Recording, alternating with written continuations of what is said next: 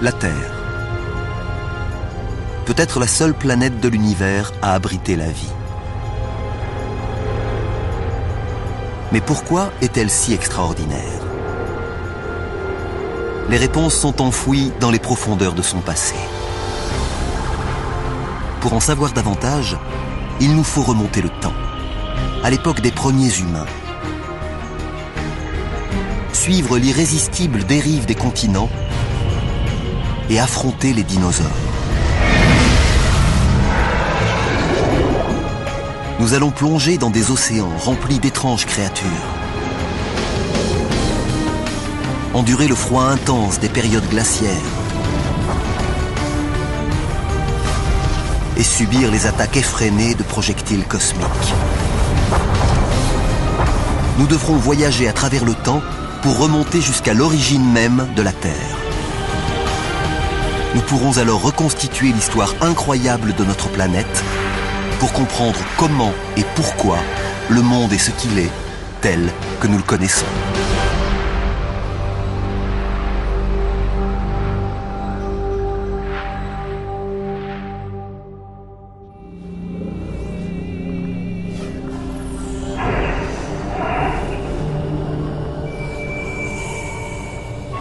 Notre voyage débute il y a environ 5 milliards d'années. Notre magnifique planète bleue n'existe pas encore. Seule une jeune étoile, le Soleil, trône au milieu d'un nuage de poussière cosmique. Nous sommes arrivés trop tôt. La Terre n'est pas encore formée.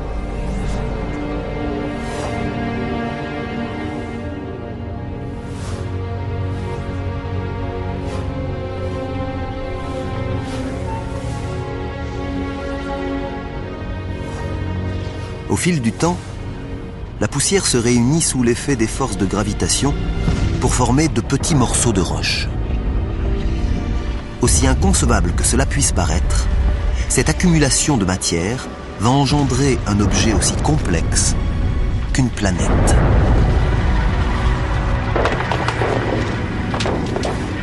En l'espace de plusieurs millions d'années, la gravitation va poursuivre son œuvre pour donner naissance à la Terre. Une planète parmi tant d'autres qui orbite autour du Soleil.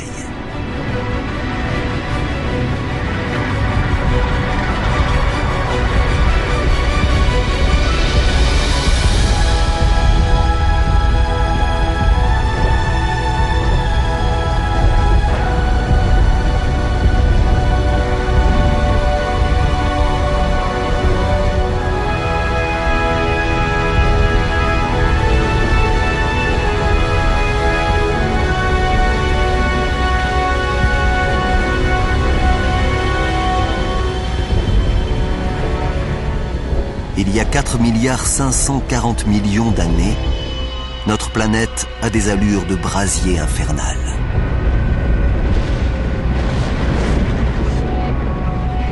Il règne une température de plus de 1200 degrés.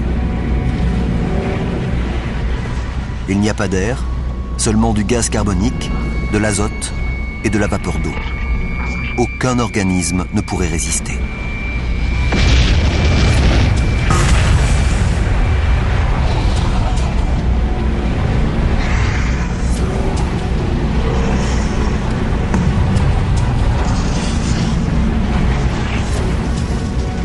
La Terre n'est encore qu'une protoplanète, constituée de roches en fusion. Dépourvue de surface solide, elle n'abrite qu'un vaste océan de lave.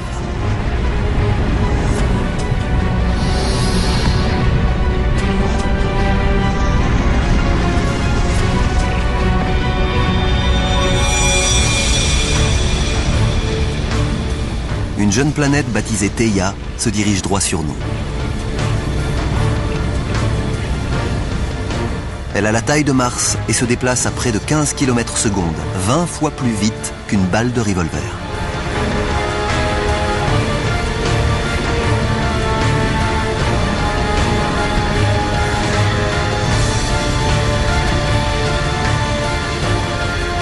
La force de gravitation de ce corps céleste déforme la surface de la Terre.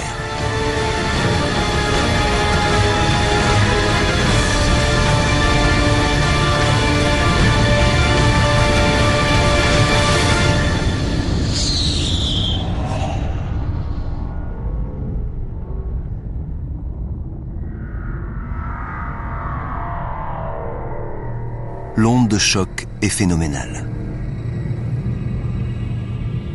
Les deux corps sont comme liquéfiés sous l'impact. Ils éjectent des milliards de tonnes de matière dans l'espace.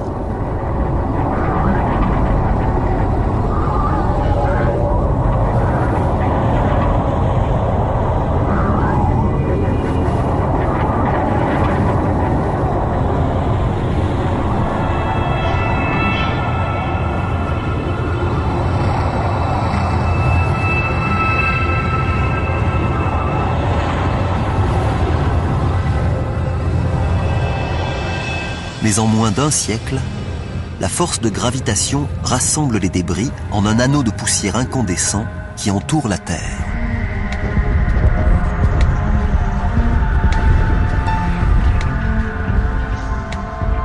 La solidification des fragments de roche en fusion forme alors un ensemble de 3500 km de diamètre.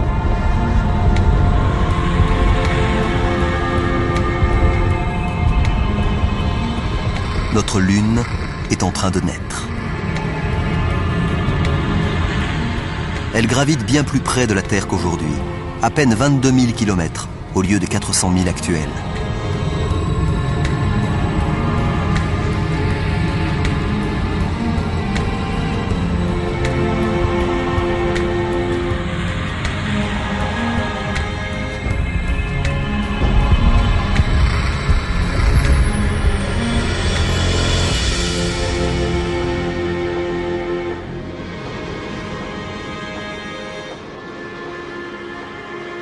Le soleil se lève sur une Terre en phase de refroidissement et se couche à peine 3 heures plus tard.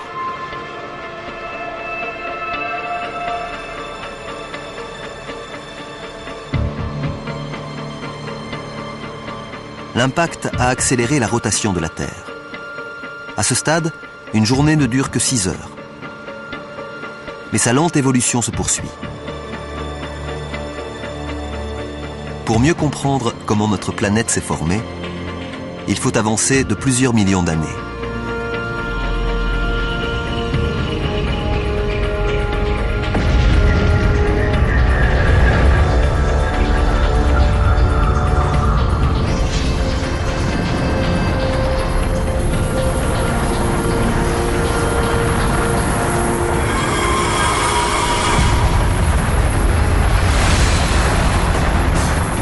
Une pluie de météorites.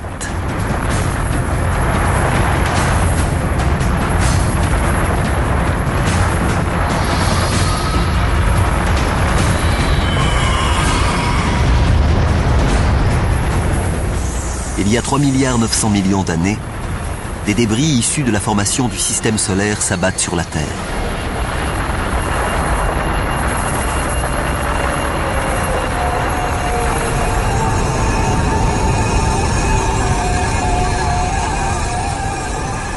Observons ces minéraux étranges au cœur des météorites. Ils ressemblent à des cristaux de sel, le même que l'on saupoudre sur nos aliments. Chacun d'entre eux renferme de minuscules gouttelettes d'eau.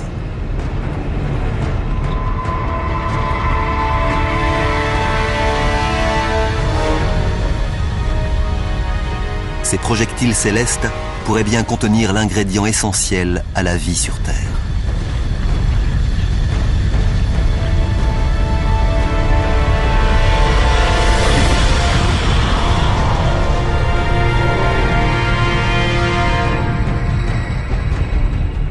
Chaque météorite ne contient qu'une quantité infime d'eau. Mais il s'agit d'un bombardement qui va durer 20 millions d'années. Des flaques se forment et l'eau s'accumule sur le sol ferme. Car si le noyau de la Terre est toujours en fusion, il règne une température de 70 à 80 degrés à la surface, qui a favorisé la formation d'une croûte. Chaque goutte, chaque perle dans les océans que nous connaissons aujourd'hui date de plusieurs milliards d'années.